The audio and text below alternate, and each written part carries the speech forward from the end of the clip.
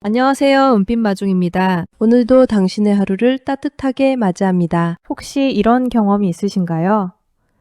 무슨 일이 생기면 항상 다른 사람 탓부터 하는 사람 말입니다. 회사에서든 가족 관계에서든 친구들 사이에서든 문제가 생기면 내가 뭘 잘못했다고, 그 사람이 그렇게 해서 어쩔 수 없었어, 상황이 그래서 그런 거야 라며 자신의 책임은 절대 인정하지 않는 사람 말입니다. 처음에는 이해하려고 노력하셨을 겁니다. 힘든 일이 있나 보다, 원래 성격이 그런가 보다 라고 생각하면서 말입니다. 하지만 시간이 지날수록 이상한 느낌이 드셨을 겁니다. 왜냐하면 그 사람과 있으면 어느새 모든 잘못이 다른 사람의 몫이 되고 정작 문제의 핵심에 있는 그 사람만 깨끗한 채로 남아있거든요. 그런데 여기 놀라운 사실이 하나 있습니다. 세상에는 두 종류의 사람이 있다는 것입니다. 실수를 했을 때 내가 잘못했습니다 라고 말할 수 있는 사람과 내 탓이 아닙니다 라고 먼저 말하는 사람입니다. 전자는 시간이 지나면서 성장하고 관계가 깊어지지만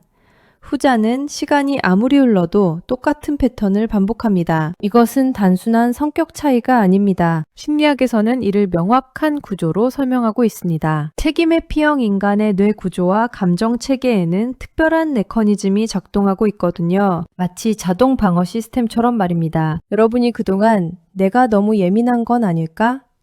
내가 이해심이 부족한 건 아닐까? 라고 자책하셨다면 이제 그만하셔도 됩니다. 여러분의 감각은 틀리지 않았습니다. 그리고 여러분이 아무리 노력해도 상대가 변하지 않는 것도 여러분 탓이 아닙니다. 그것은 그 사람 내면에 견고하게 자리 잡은 심리 구조 때문입니다. 오늘 우리는 이 모든 것을 차근차근 살펴보겠습니다. 왜 어떤 사람들은 절대 자신의 잘못을 인정하지 않는지, 그들의 마음속에서 무슨 일이 벌어지고 있는지 말입니다. 구독과 좋아요 한번 눌러주시면 사람 관계가 덜 힘들어지는 마음의 원리를 계속 나누겠습니다. 첫 번째, 왜 이 사람은 항상 남부터 탓하는가? 김 여사는 30년 넘게 다니던 직장에서 은퇴한 후 부녀회 활동을 시작했습니다. 처음에는 열심히 참여하던 박 여사가 점점 이상한 행동을 보이기 시작했습니다. 회의에서 결정된 사항을 다음날 뒤집어버리고는 내가 언제 그렇게 말했냐, 다른 사람들이 잘못 이해한 거다 라고 했습니다. 행사 준비를 맡았다가 실수가 생기면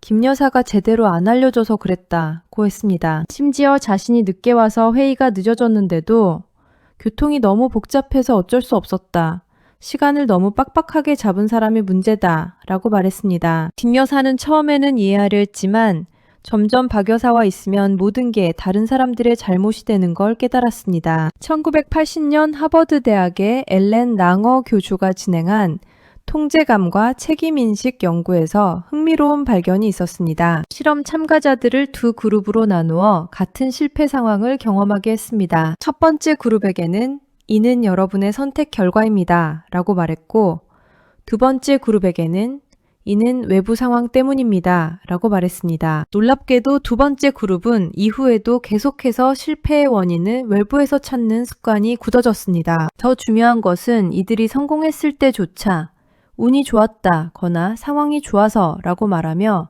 자신의 능력을 인정하지 않았다는 점입니다. 남 탓을 먼저 하는 사람의 뇌에서는 특별한 일이 벌어집니다. 문제 상황이 발생하면 우리 뇌의 편도체 감정 중추가 먼저 반응하는데 이때 두 가지 선택지가 있습니다. 내가 뭘 잘못했을까? 라고 생각하거나 누구 때문에 이런 일이 생겼을까? 라고 생각하는 것입니다. 책임 회피형 인간은 어릴 때부터 두 번째 반응이 자동화되어 있습니다. 이는 자존감을 보호하려는 본능적 방어 기제입니다. 하지만 문제는 이 방어 기제가 너무 강해서 진짜 자신의 잘못도 보지 못하게 된다는 것입니다. 그들에게는 내 탓이라는 생각 자체가 생존을 위협하는 위험한 신호로 인식됩니다. 소크라테스는 무지에, 지무지의 쯔라는 말로 이를 설명했습니다. 나는 내가 모른다는 것을 안다는 이 말은 자신의 부족함을 인정할 수 있는 용기가 진정한 지혜의 시작이라는 뜻입니다. 반대로 자신의 잘못을 보지 못하는 사람은 성장할 기회조차 차단해버립니다. 소크라테스가 말했듯이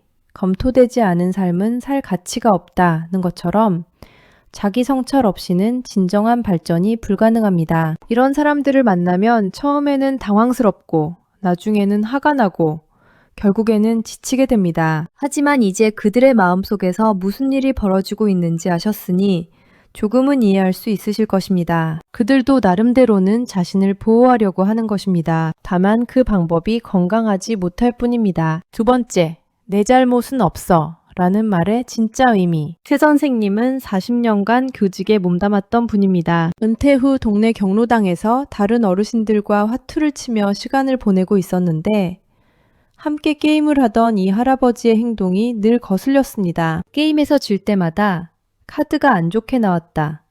옆에서 떠들어서 집중이 안 됐다. 룰을 제대로 안 알려줘서 헷갈렸다. 라고 했습니다. 심지어 본인이 실수로 카드를 잘못 냈을 때도 상대방이 너무 빨리 게임을 진행해서 실수했다고 했습니다. 그런데 가장 신기한 건 이길 때는 내가 원래 게임을 잘한다고 자랑한다는 점이었습니다. 최 선생님은 이 사람 말이 앞뒤가 안 맞는데 본인은 눈치채지 못하나? 라고 생각했습니다. 1957년 레온 페스팅거가 제시한 인지 부조화 이론이 이를 명확하게 설명합니다. 사람은 자신의 믿음과 행동이 일치하지 않을 때 심한 불편감을 느낍니다. 예를 들어 나는 능력 있는 사람이다 라고 믿는데 실제로는 실패를 했다면 뇌는 이 모순을 해결하려 합니다. 이때 두 가지 방법이 있습니다. 내가 실수했구나 하며 현실을 받아들이거나 외부 상황이 나빴구나 하며 현실을 왜곡하는 것입니다. 책임 회피형 인간은 항상 두 번째 방법을 선택합니다. 이는 단순한 변명이 아니라 그들의 정체성을 보호하려는 무의식적 노력입니다. 내 잘못은 없어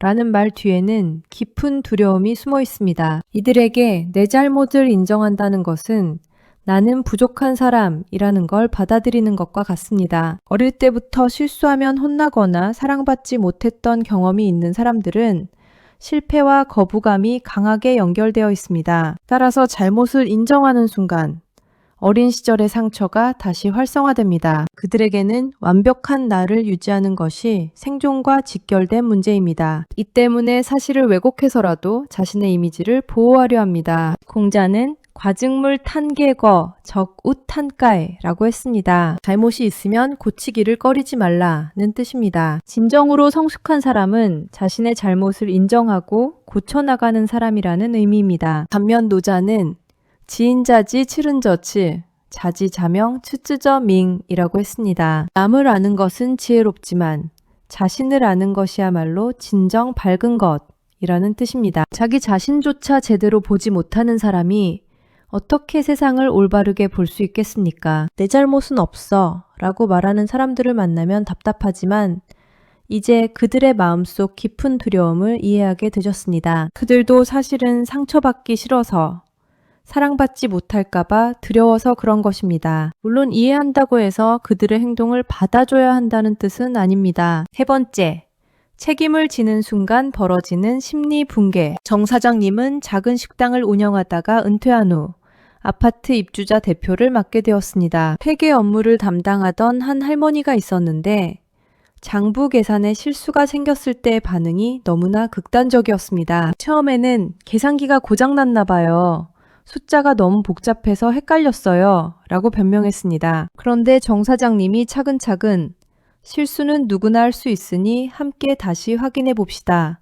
라고 말했더니 갑자기 그 할머니의 얼굴이 새하얗게 변했습니다. 손이 떨리기 시작하더니 제가 정말 바보 같네요. 이런 간단한 것도 못하고 라며 자책하기 시작했습니다. 그러더니 저는 원래 머리가 나빠요. 어릴 때부터 공부도 못했고 뭘 해도 안 되더라고요. 라고 말하며 눈물을 흘렸습니다. 1970년대 마틴 셀리그만의 학습된 무기력 연구에서 중요한 발견이 있었습니다. 어릴 때 반복적으로 실패를 경험하고 그에 대한 부정적 평가를 받은 사람들은 성인이 되어서도 실패에 대한 극도의 공포를 갖게 됩니다. 이들에게 책임을 인정하라고 하면 마치 모든 자존감이 무너지는 것 같은 공황 상태에 빠집니다. 내 영상 연구에 따르면 이들이 실패를 인정하는 순간 스트레스 호르몬인 코르티솔이 급격히 증가하고 감정 조절을 담당하는 전전두엽의 활동이 현저히 감소합니다. 책임 회피형 인간에게 책임을 지라고 하는 것은 댐에 금이 가는 것과 같습니다. 평소에 억눌러 왔던 모든 부정적 감정이 한 번에 터져 나옵니다. 나는 쓸모없는 인간이다. 나는 뭘 해도 안 되는 사람이다. 나는 사랑받을 자격이 없다는 깊숙이 숨겨진 믿음들이 표면으로 드러납니다. 이 때문에 그들은 책임을 지는 것을 마치 자신의 존재 자체를 부정당하는 것으로 받아들입니다. 이런 심리 구조를 가진 사람에게 네 잘못이야 라고 말하는 것은 너는 가치 없는 사람이야 라고 말하는 것과 같게 들립니다. 니체는 강한 자는 자신의 운명을 사랑한다. 아모르 파티라고 했습니다. 진정으로 강한 사람은 자신에게 일어나는 모든 일, 심지어 실패와 고통까지도 받아들이고 그것을 통해 성장할 수 있다는 뜻입니다. 반면 약한 자는 자신에게 일어난 부정적인 일들을 받아들이지 못하고 계속 외부로 돌립니다. 스토아 철학자 에픽테토스도 우리를 괴롭히는 것은 사건 자체가 아니라 사건에 대한 우리의 판단이다 라고 했습니다. 책임을 지는 순간 무너져버리는 사람들을 보면 안타깝습니다. 그들 내면에 얼마나 깊은 상처와 두려움이 있는지 짐작할 수 있거든요. 하지만 그들의 상처를 이해한다고 해서 여러분이 그 상처까지 떠안을 필요는 없습니다. 그것은 그들 자신이 치유해야 할 몫입니다. 네 번째, 왜 사과 대신 변명부터 나오는가? 윤할아버지는 매주 수요일마다 병원에 가서 다른 어르신들과 만나 이야기를 나누곤 했습니다. 그런데 함께 다니던 박할아버지의 습관이 이상했습니다. 약속 시간에 늦으면 지하철이 연착됐다. 집에서 갑자기 급한 전화가 와서 라고 했고 잘못된 정보를 알려줬을 때는 내가 들은 게 그랬는데 누가 잘못 말해줬나 봐 라고 했습니다. 심지어 다른 사람의 기분을 상하게 하는 말을 했을 때도 그런 뜻이 아니었는데 오해했나 봐. 요즘 사람들은 너무 예민해. 라고 했습니다. 윤할아버지는 죄송합니다 라는 말을 박할아버지에게서 들어본 기억이 없었습니다. 대신 항상 하지만, 그런데, 사실은으로 시작하는 변명만 늘어놓았습니다. 2010년 오하이오 주립대학의 로이 바우마이스터 교수 연구팀이 진행한 사과와 자존감 연구에서 흥미로운 결과가 나왔습니다. 자존감이 건강한 사람들은 실수했을 때 사과를 하면 오히려 자존감이 상승했습니다. 왜냐하면 나는 잘못을 인정하고 바로잡을 수 있는 성숙한 사람이라는 긍정적 자아상이 강화되기 때문입니다. 반면 자존감이 불안정한 사람들은 사과를 하면 자존감이 급격히 하락했습니다. 이들에게 사과는 나는 부족한 사람이라는 부정적 믿음을 확인하는 행위로 인식되었습니다. 변명부터 나오는 사람들의 뇌에서는 특별한 방어 메커니즘이 작동합니다. 잘못된 상황이 발생하면 즉시 합리화 회로가 가동됩니다. 이 회로의 목적은 단 하나, 내 탓이 아니라는 근거 찾기입니다. 이들은 사과라는 것이 자신의 가치를 떨어뜨리는 위험한 행위라고 학습되어 있습니다. 어릴 때부터 실수하면 넌 왜 이렇게 바보 같니? 또 그런 짓을 하고 라는 말을 들으며 자란 사람들은 실수와 인격 공격이 하나의 세트로 기억되어 있습니다. 따라서 사과는 곧 자기 비하로 이어진다고 믿습니다. 벤자민 프랭클린은 실수를 정당화하는 것은 두 번째 실수를 만든다 라고 했습니다. 첫 번째 실수는 누구나 할 수 있지만 그것을 인정하지 않고 변명으로 덮으려 하는 것은 더 큰 실수라는 뜻입니다. 또한 아리스토텔레스는 용기란 두려움과 무모함 사이의 중간이라고 했는데 진정한 용기는 자신의 잘못을 인정할 수 있는 힘에서 나옵니다. 변명은 두려움에서 나오지만 사과는 용기에서 나옵니다. 사과 대신 변명부터 하는 사람들을 보면 처음에는 화가 나지만 이제 그들의 마음속 두려움을 이해하게 되셨을 겁니다. 그들에게 사과는 위험하고 두려운 일입니다. 하지만 그렇다고 해서 여러분이 그들의 변명을 계속 들어줘야 할 의무는 없습니다. 다섯 번째, 책임의 피형 인간의 반복되는 말버릇. 송 여사는 동네 부녀회에서 20년 넘게 활동하면서 여러 사람들을 만나왔습니다. 그 중에서도 유독 기억에 남는 사람이 있었는데 바로 김 여사였습니다. 김 여사는 입버릇처럼 하는 말들이 있었습니다. 내가 언제 그랬나요? 그런 뜻으로 말한 게 아닌데 다른 사람들도 다 그렇게 생각할걸요? 상황이 그래서 어쩔 수 없었어요. 원래 그런 성격이 아닌데 이상하네요. 처음에는 별로 신경 쓰지 않았는데 시간이 지나면서 이 말들이 특정 패턴을 가지고 있다는 걸 알게 되었습니다. 뭔가 문제가 생기면 반드시 이 말들 중 하나가 나왔고 결과적으로는 항상 김 여사만 깨끗해졌습니다. 송 여사는 이게 우연일까라고 의심하기 시작했습니다. 1990년 스탠포드 대학의 엘버트 반두라 교수가 연구한 도덕적 이탈, moral disengagement 이론에서는 사람들이 자신의 잘못된 행동을 정당화하는 8가지 방법을 제시했습니다. 도덕적 정당화, 상황이 그래서 어쩔 수 없었다. 완곡한 표현, 실수일 뿐이다. 유리한 비교, 다른 사람들은 더 심하게 한다. 책임 전가, 시키는 대로 한 것뿐이다. 책임 분산, 모든 사람이 그렇게 했다. 결과 왜곡, 별일 아니다. 비인간화, 그 사람이 원래 그런 사람이다.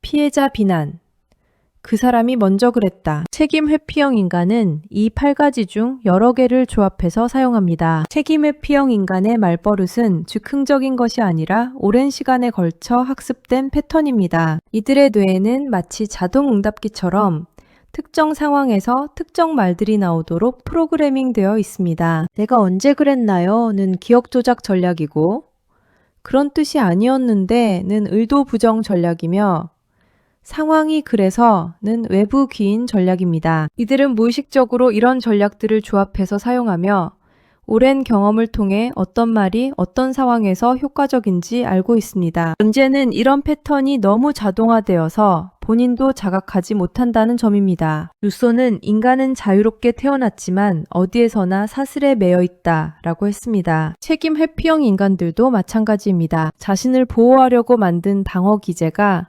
오히려 진정한 자유와 성장을 막는 사슬이 되어버린 것입니다. 또한 탈레스는 가장 어려운 일은 자기 자신을 아는 것이다 라고 했는데, 자신의 말버릇조차 자각하지 못하는 사람이 어떻게 자기 자신을 제대로 알 수 있겠습니까? 이런 말버릇을 가진 사람들을 만나면 처음에는 그냥 넘어가게 되지만 패턴을 알고 나면 예측이 가능해집니다. 이제 여러분은 그들의 말 뒤에 숨어있는 심리를 이해하게 되셨으니 더 이상 그 말들에 혼란스러워하지 않으셔도 됩니다. 6번째, 이 사람 옆에 있으면 왜 내가 죄인이 되는가? 조할머니는 평생 성실하게 살아온 분이었습니다. 그런데 최근에 사귄 친구 한 명 때문에 혼란스러웠습니다. 그 친구와 함께 있으면 어느새 모든 일이 조할머니의 잘못이 되어 있었습니다. 식당에서 음식이 늦게 나오면 할머니가 메뉴를 빨리 정하지 않아서 그래요. 길을 잘못 들면 할머니가 지름길이 있다고 해서 따라왔는데 이상하네요. 날씨가 안 좋으면 할머니가 오늘 날씨 좋다고 하셔서 우산을 안 가져왔는데 라고 했습니다. 심지어 그 친구가 스마트폰을 떨어뜨렸을 때도 할머니가 급하게 재촉해서 당황해서 떨어뜨렸네요 라고 했습니다. 조할머니는 점점 자신감을 잃어갔고 혹시 정말 자신이 문제인 건 아닌가 하는 생각까지 들기 시작했습니다. 1960년대 스탠리 밀그램의 권위 실험에서 파생된 가스라이팅, 게슬라이팅 연구에서 중요한 발견이 있었습니다. 지속적으로 현실을 왜곡당하는 사람들은 점차 자신의 판단력을 의심하기 시작합니다. 특히 상대방이 확신에 찬 어조로 말하고 구체적인 사실들을 제시하면서 비난하면 피해자는 자신의 기억과 판단을 의심하게 됩니다. 뇌과학 연구에 따르면 이런 상황이 반복되면 자기 확신을 담당하는 뇌 영역의 활동이 감소하고 대신 불안과 혼란을 담당하는 영역이 활성화됩니다. 책임 회피형 인간 옆에 있으면 죄인이 되는 이유는 그들이 무의식적으로 책임 전가 기술을 사용하기 때문입니다. 이들은 모든 부정적 상황을 다른 사람에게 연결시키는데 매우 능숙합니다. 마치 물이 낮은 곳으로 흐르듯이 책임도 항상 상대방에게로 흘러갑니다. 더 교묘한 점은 이들이 논리적으로 그럴듯한 연결고리를 만들어낸다는 것입니다. 당신이 A를 했기 때문에 B가 일어났고 그래서 C가 되었다는 식으로 인과관계를 조작합니다. 상대방은 처음에는 반박하려 하지만 이런 일이 반복되면 점점 자신의 판단을 의심하게 됩니다. 아르투어 쇼펜하우어는 인간은 자신이 원하는 것을 할 수 있지만 자신이 원하는 것을 원할 수는 없다 라고 했습니다. 책임 회피형 인간들도 의도적으로 남을 괴롭히려는 것이 아니라 자신도 모르게 그렇게 하도록 구조화되어 있는 것입니다. 또한 마르쿠스 아우렐리우스는 다른 사람의 잘못된 의견 때문에 자신을 괴롭히지 마라. 그것은 당신의 것이 아니다 라고 했습니다. 다른 사람이 당신을 비난한다고 해서 그것이 진실이 되는 것은 아닙니다. 이런 사람들과 함께 있으면서 자신을 의심하게 되셨다면 그것은 여러분이 착하고 성찰할 줄 아는 분이기 때문입니다. 하지만 이제 그들의 패턴을 아셨으니 더 이상 혼란스러워하지 마십시오. 여러분은 죄인이 아닙니다. 7번째, 60대 이후 책임 회피형이 더 위험한 이유. 이 할아버지는 75세로 동네에서 나름 존경받는 어르신이었습니다. 그런데 최근 들어 가족들과의 관계가 악화되고 있었습니다. 며느리가 집안일로 힘들어하면 요즘 젊은 사람들은 참을성이 없어. 손자가 성적이 안 좋으면 부모가 제대로 관리를 안 해서 그래. 아들이 직장에서 힘들다고 하면 네가 처세를 잘못해서 그런 거야. 라고 했습니다. 심지어 본인이 건강관리를 소홀히 해서 병원에 가게 되었을 때도 가족들이 신경을 안 써서 이렇게 됐다고 했습니다. 가족들은 처음에는 연세가 있으시니까 라고 이해하려 했지만 점점 지쳐갔습니다. 더 큰 문제는 이 할아버지가 나이가 들수록 더 완고해지고 자신의 잘못을 인정하지 않으려 한다는 점이었습니다. 2015년 존스 홉킨스 대학의 노년 심리학 연구에서 인지 경직성 (cognitive rigidity)과 책임 회피의 관계를 조사했습니다. 연구 결과 60대 이후에는 뇌의 유연성이 떨어지면서 기존의 사고 패턴이 더욱 굳어진다는 것을 발견했습니다. 특히 책임 회피 성향이 있던 사람들은 나이가 들수록 이 패턴이 더 강화되었습니다. 또한 노인들은 젊은 시절과 달리 사회적 피드백을 받을 기회가 줄어들기 때문에 자신의 문제점을 수정할 기회도 감소합니다. 이 때문에 잘못된 인식이 더욱 고착화됩니다. 60대 이후에 책임 회피형 인간이 더 위험한 이유는 여러 가지입니다. 첫째, 나이와 경험을 앞세워 자신의 말에 권위를 부여합니다. 내가 살아온 경험으로는 나이 먹어서 아는 건데 라는 말로 반박을 차단합니다. 둘째, 신체적, 정신적 변화를 이용해 책임을 회피합니다. 나이 들어서 깜빡했다.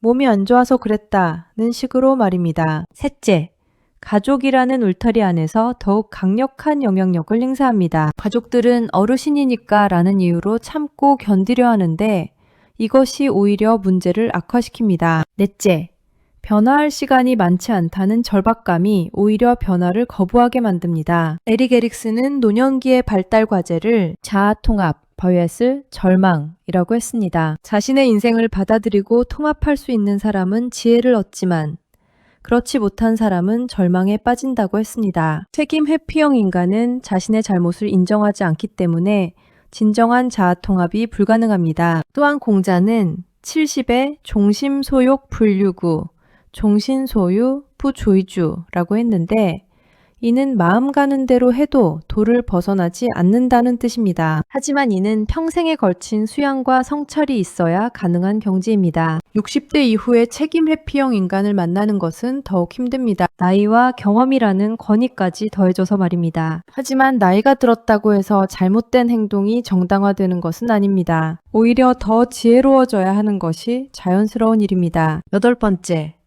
이 사람은 정말 바뀌지 않는가에 대한 현실적 판단 기준. 권 여사는 20년 넘게 친하게 지낸 친구가 있었습니다. 그 친구는 항상 남 탓만 하는 습관이 있었지만 권 여사는 언젠가는 바뀌겠지 라고 생각하며 참아왔습니다. 하지만 세월이 흘러도 그 친구는 변하지 않았습니다. 오히려 나이가 들수록 더 심해졌습니다. 권 여사는 고민 끝에 다른 친구들에게 조언을 구했습니다. 그때 한 친구가 이런 말을 했습니다. 그 사람이 정말 바뀔 생각이 있는지 확인해 보세요. 첫째, 자신의 잘못을 인정한 적이 한 번이라도 있는가? 둘째, 미안하다고 진심으로 사과한 적이 있는가? 셋째, 같은 실수를 반복하지 않으려고 노력하는가? 넷째, 상대방의 감정을 진짜로 이해하려고 하는가? 권 여사는 하나하나 생각해보니 모든 답이 아니요 였습니다. 2018년 하버드 의대 정신과에서 진행한 성인기 성격 변화 20년 추적 연구에서 놀라운 결과가 나왔습니다. 20세에서 40세까지는 성격 변화가 비교적 활발히 일어나지만 40세 이후부터는 급격히 감소합니다. 특히 책임감과 성실성은 30대 후반에 거의 고정되며 60세 이후에는 변화 가능성이 5% 미만으로 떨어집니다. 더 중요한 것은 자기 인식 능력인데 이것이 부족한 사람은 어느 나이에서든 변화가 거의 불가능하다는 것이 확인되었습니다. 왜냐하면 변화의 첫 단계는 내가 문제가 있다는 것을 인식하는 것인데 이 단계부터 막혀 있기 때문입니다. 책임 회피형 인간이 바뀔 가능성을 판단하는 현실적 기준이 있습니다. 첫째, 자각입니다. 자신이 문제가 있다는 것을 스스로 느끼고 있는가? 둘째, 인정입니다. 구체적인 잘못을 지적했을 때 변명하지 않고 인정하는가? 셋째, 사과입니다. 형식적이 아닌 진심으로 미안해하는가? 넷째, 행동 변화입니다. 같은 실수를 반복하지 않으려고 구체적으로 노력하는가? 다섯째, 지속성입니다. 한두 번이 아니라 꾸준히 변화하려 하는가? 이 5가지 중 하나라도 해당하지 않는다면 변화 가능성은 거의 없다고 봐야 합니다. 특히 60대 이후라면 더욱 그렇습니다. 헤라클레이토스는 같은 강물에 2번 발을 담글 수 없다라고 하며 변화의 상수성을 말했지만 동시에 성품이 인간의 운명이다 라고도 했습니다. 사람은 변할 수 있지만 근본적인 성품은 쉽게 바뀌지 않는다는 뜻입니다. 또한 라마르크는 환경이 변해야 생물도 변한다고 했는데 사람도 마찬가지입니다. 변화를 강요하는 환경적 압박이 없으면 스스로 변하려 하지 않습니다. 특히 자신의 문제를 인식하지 못하는 사람은 변화의 필요성조차 느끼지 못합니다. 이 사람이 정말 바뀔 수 있을지 궁금하셨다면 이제 현실적인 판단 기준을 갖게 되셨습니다. 무작정 기다리거나 희망을 품을 필요는 없습니다. 객관적인 기준으로 판단하시고 그에 맞는 현명한 선택을 하시면 됩니다. 변화 가능성이 낮다고 해서 그 사람을 비난할 필요는 없지만 여러분의 에너지를 낭비할 필요도 없습니다. 오늘 우리는 함께 책임 회피형 인간의 복잡한 심리 구조를 살펴보았습니다. 왜 어떤 사람들은 항상 남 탓부터 하는지, 그들의 마음속에서 무슨 일이 벌어지고 있는지 하나씩 들여다보았습니다. 이들이 남 탓을 하는 것은 악의에서가 아니라 자신을 보호하려는 본능 때문입니다. 내 잘못은 없어 라는 말 뒤에는 깊은 두려움과 상처가 숨어 있고 책임을 지라고 하면 심리적 붕괴가 일어납니다. 사과 대신 변명부터 나오는 것도 그들 나름의 생존 전략이며 반복되는 말버릇은 오랜 시간에 걸쳐 형성된 자동 방어 시스템입니다. 특히 60대 이후에는 이런 패턴이 더욱 굳어져서 변화하기 어려워집니다. 나이와 경험이라는 건의까지 더해져서 주변 사람들을 더욱 힘들게 만들기도 합니다. 그렇다면 이런 사람들은 정말 바뀌지 않는 걸까요?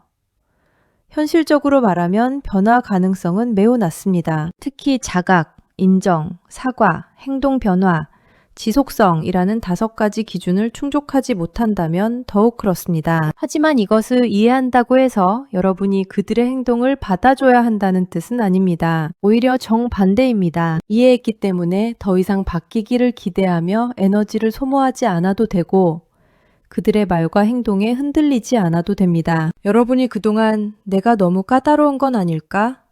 내가 이해심이 부족한 건 아닐까? 라고 자책하셨다면 이제 그만하셔도 됩니다. 여러분의 감각은 정확했습니다. 그리고 상대방이 변하지 않는다고 해서 여러분에게 문제가 있는 것도 아닙니다. 인생의 후반부에는 관계를 선택할 수 있는 지혜가 필요합니다. 모든 사람을 이해하고 포용할 필요는 없습니다. 여러분의 마음의 평화와 에너지는 소중합니다. 그것을 지키는 것이야말로 진정한 자기사랑입니다. 책임 회피형 인간들도 그들 나름의 삶을 살아가겠지만 그들의 문제는 그들이 해결해야 할 몫입니다. 여러분은 더 이상 그 무거운 짐을 떠안지 않으셔도 됩니다. 이해했으니 이제 자유롭게 선택하시기 바랍니다. 여러분에게는 그럴 권리가 있고 그럴 만한 자격이 있습니다. 오늘도 은빛 마중과 함께 해주셔서 감사합니다. 구독과 좋아요로 함께 해주시면 관계가 한결 편해지는 심리 이야기를 계속 전해드리겠습니다.